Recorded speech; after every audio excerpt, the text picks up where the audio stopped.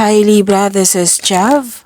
Welcome po sa ating channel. At ito ay inyong Daily Gabay Tarot reading for May 12, 2025. Kung naka-resonate kayo, comment down. Kung hindi kayo naka-resonate, ibigay niyo po sa iba kasi general reading po ito. This is for you, Libra.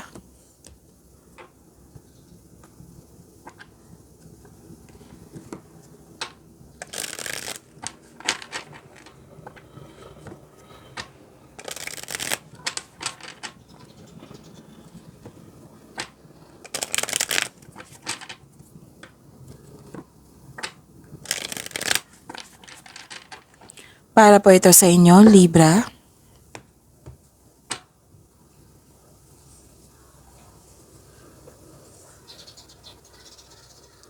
Maraming salamat po sa inyong patuloy na suporta at maraming salamat din po sa mga hindi nag-skip ng ads. Gamitin ang reading na ito bilang gabay lamang.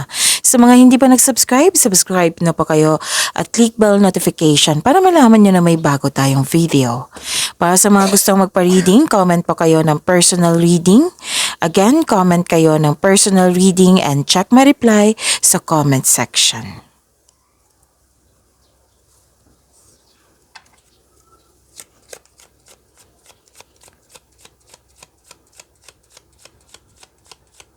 Spirits Guide, mga ganap po para kay Libra. I need 3 cards po.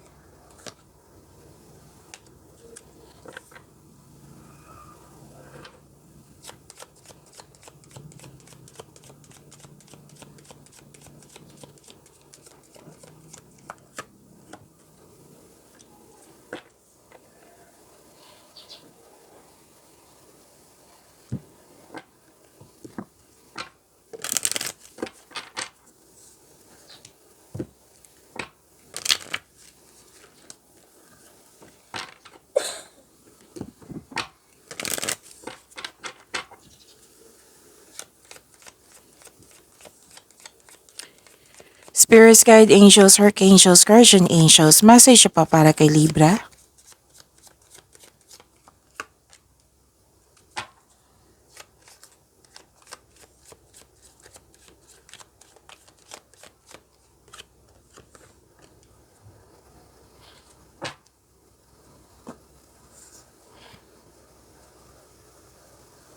Okay, Libra. Bigla ang pagbabago nakikita ko dito. May may concern kayo sa isang tao na mataas ang ego, mahirap kausap or sobrang stricto. May nasikaso kayo sa malaking building or may schedule na. May nakita rin ako dito ang gusto nyo mapag-isa para makapag-isip at makapaghinga. At may nakita rin ako ditong separation, pwedeng literal na separation, pwedeng space, pwedeng umalis, pwedeng umuwi, pwedeng closure, pwedeng umiiwas, space nga. And may nakita ko ditong kailangan lumabas, kailangan lumayo para sa future. Pwedeng long distance relationship to or separation of responsibilities. And wow, this is success. May nakita ko success po, Libra, na magaganap.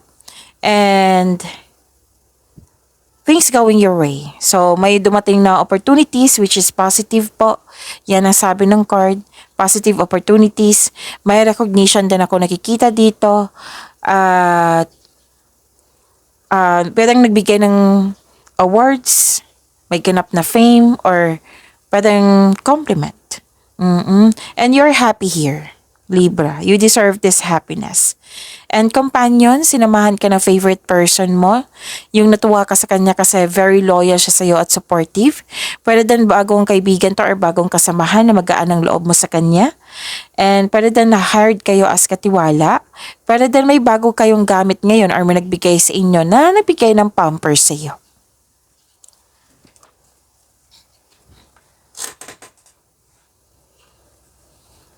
Okay. So, message from Archangel Metatron. chakra clearing. So this is cleansing, okay? Call upon me to clear up any call upon me to clear and open your chakras. And sabi po ni Archangel Uriel, pay attention to thoughts and ideas that come to you as they are answered prayer. Wow, answered prayer. So this is answered prayers ha, with S. Oh. So ang ganda. Sagot sa inyong mga katanungan, solusyon sa inyong problema.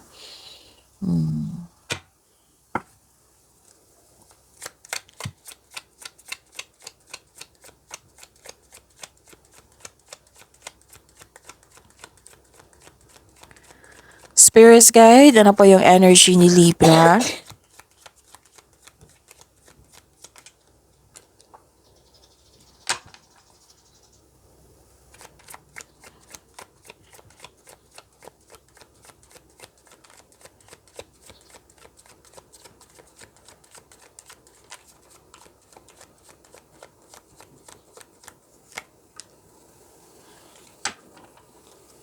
Kung may narinig kayo or may nakita kayong repeating message, like for example, nanood kayo sa weekly Gabay Tarot reading nyo which is uploaded kahapon. So, napanood nyo na ba?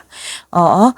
Tapos, may napansin kayo na repeating message. Oo. Yan yung pinupush ng course nyo na kailangan yung bigyan ng atensyon, solusyon, at aksyon kung maaari po. So, ano yung energy ni Libra?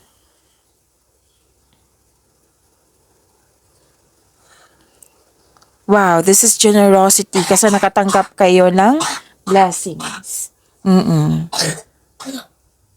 Again, nakatanggap kayo ng blessings, kaya naging generous kayo ngayon. Shinare mo yung natanggap mong blessings. At nakikita ko dito na maraming nakadepend sa iyo. Oo. You have abundant in life, Libra. Sabi po ng card dito. You are very practical, mahusay sa buhay, maparaan at mapasuporta. So, claim this message. Claim this message, abundant in life, ang ganda. Maalaga kayo, maasahan. So, may nakita ko dito nagbigay ng time sa family, sa mga bata. Okay, nakikinig ka din sa iyong intuition. Gumagawa ka din ng wise choices. And please know that this group of people, and I believe this is your family, na very supportive sa iyo. Pwede din group of friends, group of people sa work mo. Oo. Pero nasunguna yung energy ng isang family dito. May nakita nga ako dito mag-start na ng family. Yung may relasyon. Oo. Kung pagod kayo ngayon or gusto nyo mag-relax, nakikita ko dito na paglilinis ng bahay, cooking or gardening, it will help you relax. Tapos mag-spend time kayo sa nature kung pwede po kasi it will help you relax. Tapos mag-spend time kung pagod kayo ngayon or nabibigatan, nahihirapan. Mag-spend time kayo sa isang mother figure or sa mga bata. Kasi nakikita ko dito, it will refresh your energy.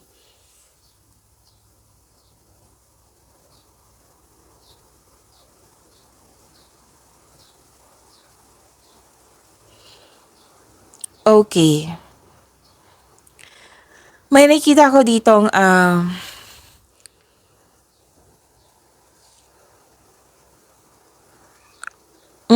okay. Ingat lang po kasi may nakita kong competition dito at rivalry.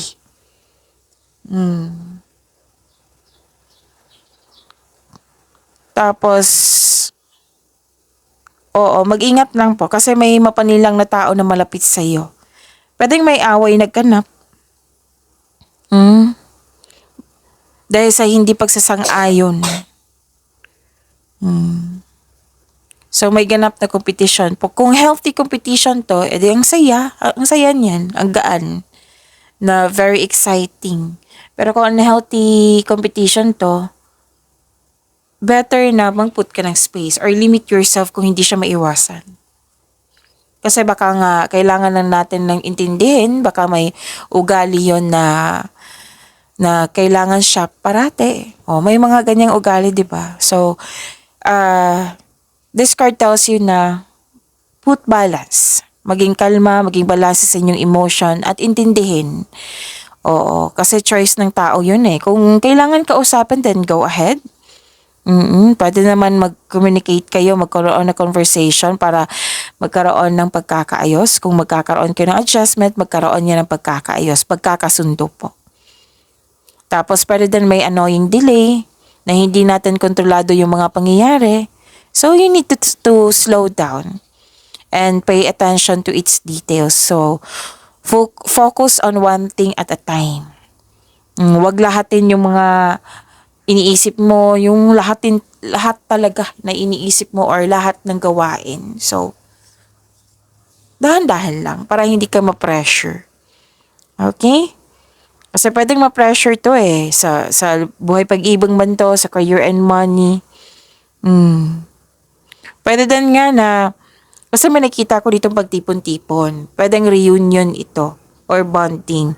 Tapos may nagtanong-tanong sa iyo na, o kailan ka ba mag-asawa? Kailan ka ba magjojowa? Kailan ka ba mabubuntis? Kailan bang kasal? Di ba? May mga ganyan na ugali. So, intindihin na lang natin instead. Kasi na-annoy ka dito, which is normal. Normal naman to. Na naintindihan ko kung bakit ka na-annoy. Pero if I were you, para hindi masira yung mood mo or energy mo, oo, na ma-maintain yung flow, yung positive flow energy mo, understand na may ugaling ganun ang tao. So, kailangan kasi makibagay tayo. So, yun ko, pwede umiwas na lang, wag na lang mag-response, oo. So, that is normal talaga. Your feelings is valid, pero do not respond into negativity na masisira yung connection nyo, masisira yung magkakaroon ng blockages yung energy nyo. So, wag kayong mag-create. Kasi what I meant is, ang ganda ng sinabi ng card nyo kanina dito na this is, you have abundant in life, right? So, ang ganda niyan. So, dapat i-maintain mo yung energy na yan. Okay, kaya nga may chakra clearing dito. So, wag talaga kayong mag-create ng blockages. Dahil sa mga ginagawa ng ibang tao na hindi natin hindi natin maintindihan yung galing nila, yung mga ginagawa nila, or hindi natin maintindihan yung choices nila. Yon. So, you need to calm and balance. Okay? Kumbaga, makisama na, hindi naman ibig sabihin na i-honor or mag-agree tayo sa mga gusto nila. Yung put limitation for yourself. So, kumbaga, protect your inner peace.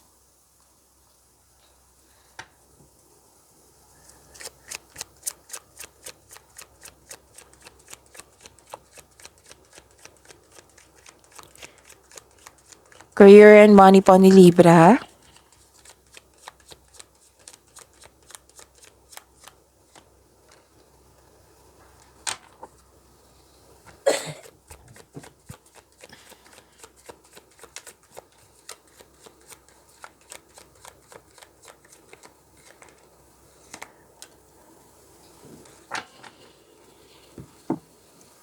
Ito yung sinabi ko kanina sa energy nyo, na you need to balance, to become, maging balance your emotion.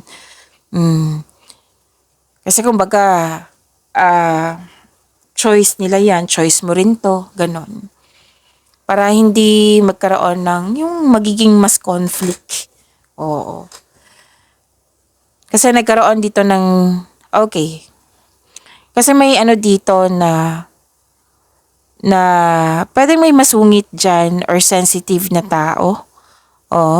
Na kailangan ng mahabang pasensya at pag-intindi.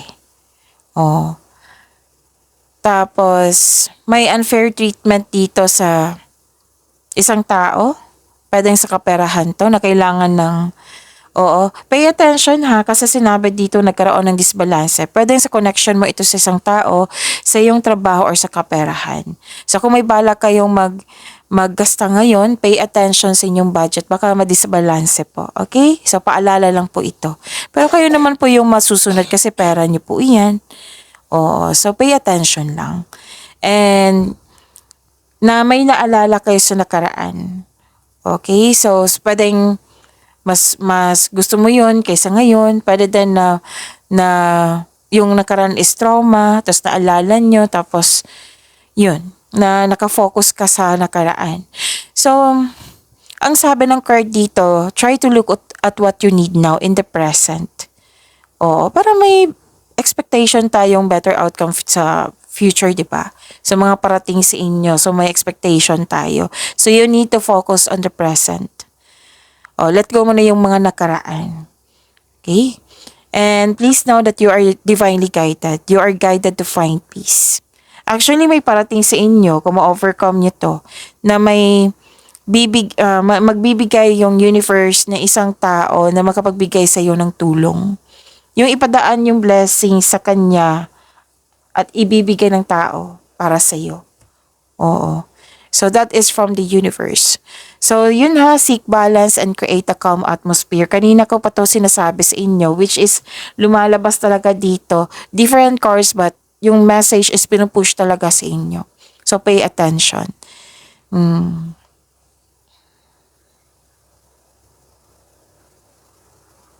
Okay, may nagkasundo dito. Ang daming na akong nakikita dito. Okay, may alignment dito pagkakasundo ng isang tao. Oo, so this is your career and money, right? Pwedeng posibilidad na may namuong romance sa workplace mo. Uh, some of you, hindi naman sinabi na lahat. So may namuong romance sa workplace mo or yung partner mo ay katrabaho mo. So this card also means may makipag-business partner sa iyo or makipag-teammate sa iyo. 'Di ba? Yung sabi ko kanina na may darating na isang tao na magbibigay ng tulong sa iyo. Dalawang card na nagsabi niyan. Binigay yan ng universe para tulungan ka. Tulungan ba sa material na bagay? Tulungan ba para magkaroon ng pag-level up sa inyong career dyan, sa inyong mga trabaho dyan? Tulungan ka para makamit yung layunin mo sa buhay? Actually, nakikita ko dito, gusto mo yung career mo kasi nagbibigay ito ng financial stability sa iyong buhay at nagagawa mo yung passion mo at the same time. So this is alignment. This is inspiration. At the end of the day, you are inspired, na-motivate ka. You're taking action. May commitment yung dalawang tao. Oo, may commitment. Nagkasundo kayo, pwedeng deal, agreement. Usapan nyo, long-term agreement ba yan? Commitment agreement, okay? So pagkakasundo na yung dalawang tao, pwedeng witness ka, yung dalawang tao, or most likely sa isang tao to, kasi kayong dalawa. Okay?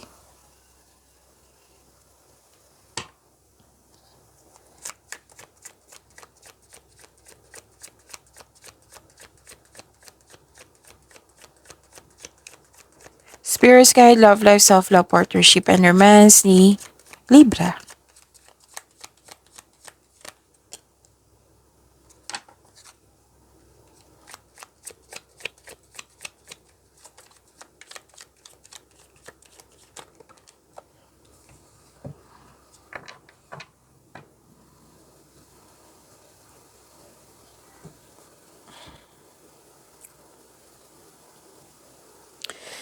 Okay, so actually may success, right? Lumabas siya dito sa oracle cards nyo at may abundant in life din dito. Basta may tagumpay na nangyari. Okay? And kaya lang parang hindi mo siya ma-celebrate. It might be busy kayo or you're not in the mood or may dahilan kayo. Pero ang sabi ng card dito kung pagod pa daw kayo is, magpahinga. Tapos pagbalik nyo, re-energize na kayo, i-celebrate nyo.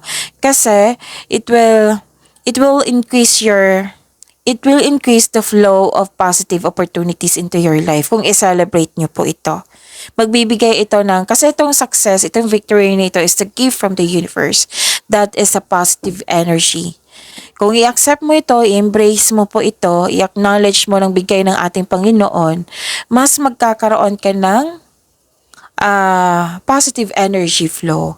Masahatak ito ng mga positive opportunities into your life. So, tandaan nyo yan, ha? Oo. So, sabi ng card nyo dito, you deserve to celebrate your success. Diba? Ang ganda. Hmm. So, may celebration na magaganap.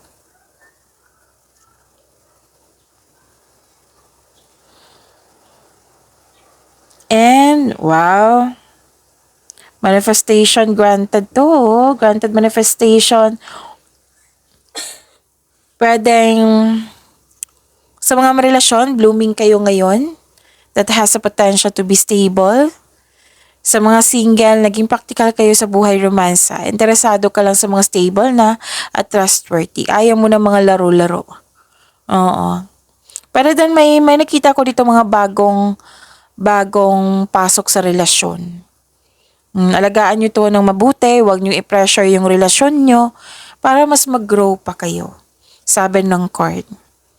At kung kailangan nyo ng advice, then ask advice from yung nakakatanda na may well experience sa buhay kasi makatulong din to. Okay? So, pag-imanin nyo po yung blessings na binigay sa inyo, Libra, see you tomorrow. Maraming salamat po.